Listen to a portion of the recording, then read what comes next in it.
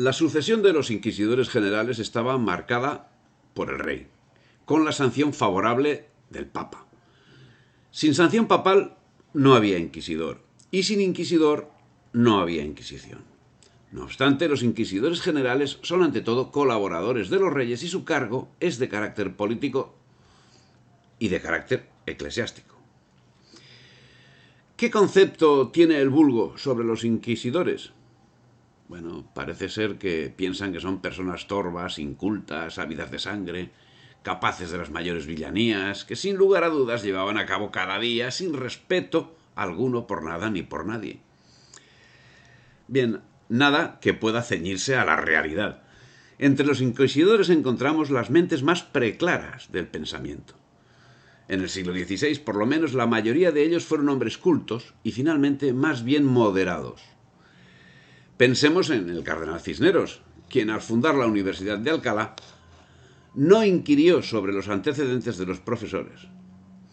Los hermanos Juan y Francisco de Vergara, conversos, pudieron enseñar en ella sin ningún tipo de problema.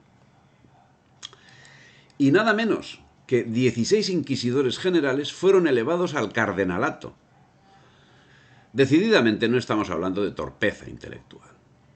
El inquisidor general que se acerca más al tópico habitual es tal vez el de Fernando de Valdés, aunque conviene observar que le tocó presidir el Santo Oficio cuando se estaba gestando en toda Europa los grandes cambios ideológicos de los años 1558 y 1559. En el siglo XVII y parte del XVIII, los inquisidores generales parecen más mediocres. A finales del siglo XVII volvemos a encontrar inquisidores generales de gran cultura y protagonismo social. Pero claro, este es el caso más propicio para aplicar aquel dicho popular de que aquí el más tonto hace relojes. Un problema que se planteó la Inquisición era el de proveer los cargos con personas que no tuviesen vínculos con la población, a efectos de que el trato y la investigación no sufriesen por la relación familiar o vecinal de los responsables. La dotación de estos cargos fue generalmente satisfecha por habitantes del entorno de cada tribunal, a pesar de que desde muy pronto se dieron recomendaciones para evitar que los tribunales de distrito estuviesen integrados por personas con vínculos de naturaleza o sangre en el territorio donde debían actuar. Sin embargo, tal requisito fue sistemáticamente incumplido, pues las intenciones de buscar personas teóricamente independientes que se ocupasen de los tribunales toparon con la necesidad de contar con sujetos conocedores del entorno. El ámbito jurisdiccional de los tribunales era bastante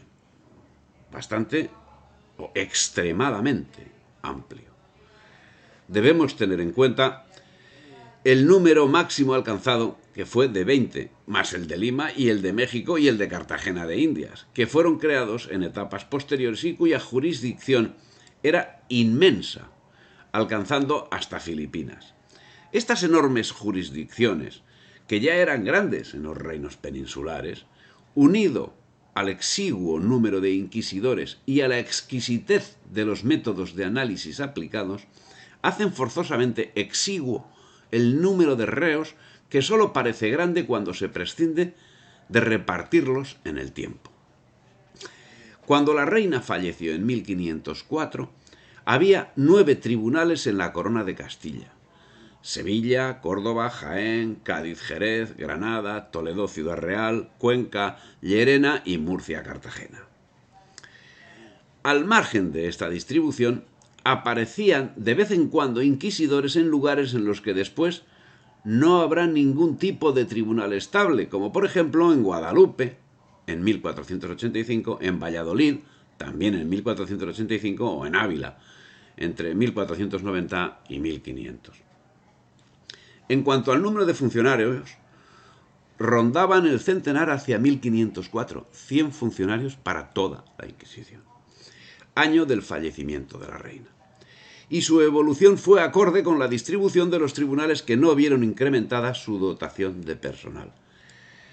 Desde el principio se prefirió nombrar a juristas más que a teólogos para las plazas de inquisidores.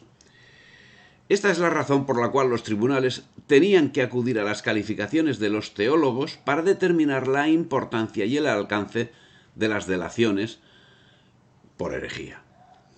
Y estos trámites, lógicamente, dilataban los procesos.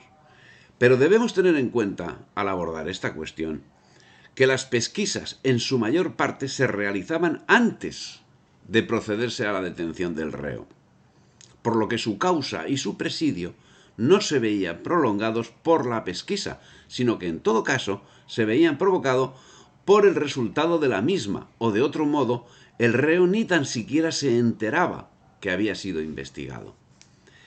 Y es que la labor de la Inquisición era eso, inquirir. Y aunque solo sea por la filosofía puntillosa de la Inquisición, debemos hacer hincapié en la cuestión y señalar que inquirir es interrogar a testigos sobre los hechos o dichos de que alguno es denunciado al Santo Oficio.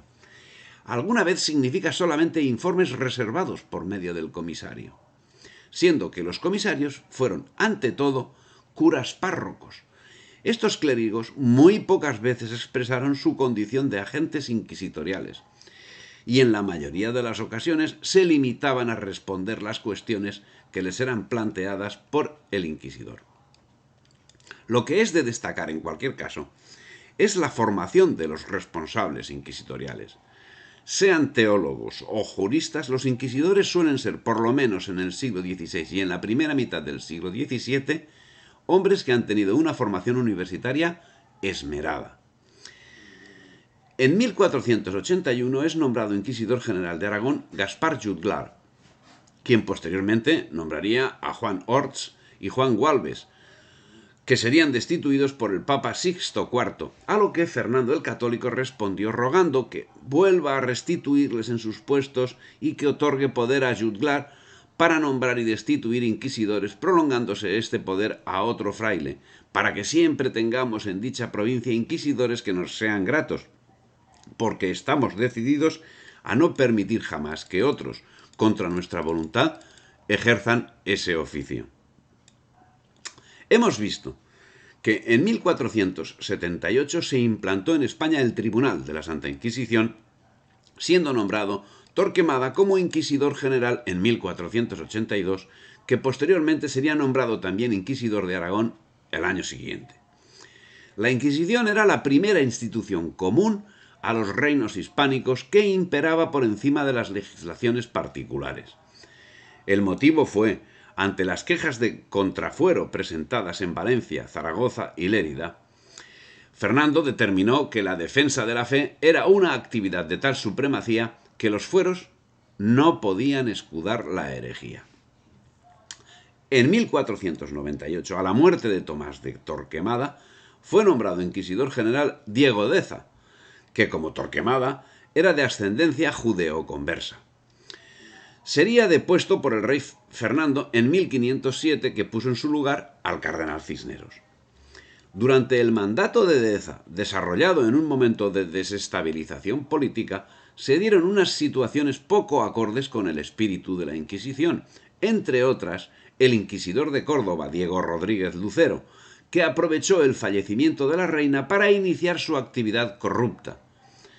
Cometió una serie de excesos, como el procesamiento de Hernando de Talavera, al que los propios judíos llamaban santo. Su actividad acabó cuando, acabada la crisis, en 1597 la normalidad volvió a la corona. El cardenal Jiménez de Cisneros, tercer inquisidor general de España, tenía talento, ciencia y justificación. Lo dio bien a entender en el expediente de Córdoba, en la protección a Lebrija y otros varios literatos eruditos, y en otras varias ocasiones que quedan tratadas en otra parte de este amplio estudio que vamos publicando. El cardenal Cisneros, gran intelectual, gran humanista, gran español y gran católico, expurgó el tribunal y lo extendió a Orán y a América el año 1515, donde se instituyeron tribunales en Cuba, México, Lima y Cartagena de Indias. Pero tribunales más acordes con las necesidades no existieron hasta 1570.